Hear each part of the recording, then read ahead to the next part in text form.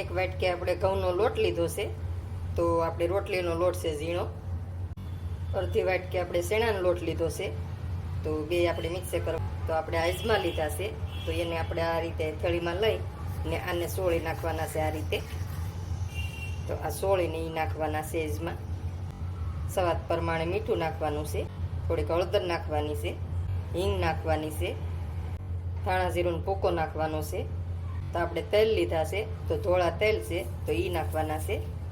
આપણે લાલ મરચું નાખવાનું છે, તો જે રીતના તમારે તીખા ખાવા હોય એ રીતનું મરચું નાખવાનું. થોડાક વધારે તીખા હોય તો સારા લાગે. હવે બધું આપણે મિક્સ કરી લેવાનું છે આ રીતે. તો હવે એમાં પાણી નાખતા જઈએ ને આપણે ગોળ કરતા જઈએ. તો ગોળ આપણે બની ગયું છે, તો આ રીતે જોવો, આ રીતનું ગોળ બનાવ્યું છે, બહુ આસુય નહીં બહુ જાડું નહીં.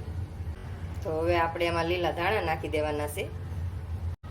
હવે આપણે ચમચો લેવાનો છે ને ચમચાથી આપણે પછી મિક્સ. તો હવે આપણે બરોબર થઈ ગયું છે, જોવો તમે ચમચે કરીને હું તમને બતાવું. તો આ મેં એક કાસું બટેટું લીધું હતું ને એને ખમણી લીધું છે જાડી ખમણીથી, ને 2-3 પાણીએ ધોઈ લીધું છે. તો આપણે લોઢી મૂકી દીધી છે ને એમાં આપણે તેલ લગાડી લઈએ. તો હવે આપણે આ ગોળ બનાવ્યું છે એ આ રીતે નાખી દેવાનું છે ને આ રીતે ફેલાવી દેવાનું છે.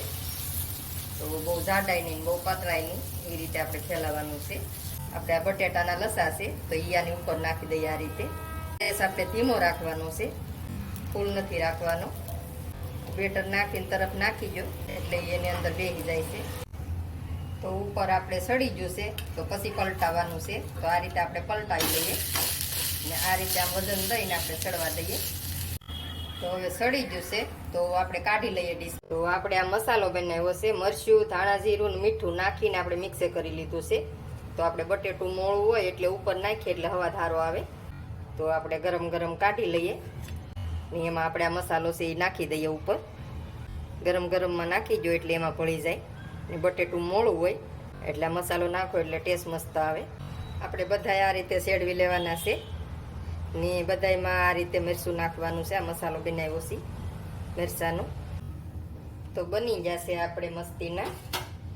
તો મસાલો નાખી દીધો છે ને આપણે બનાવી લીધા છે. જોવો તમે બહુ મસ્ત બને છે, બધા લસાઈ દે.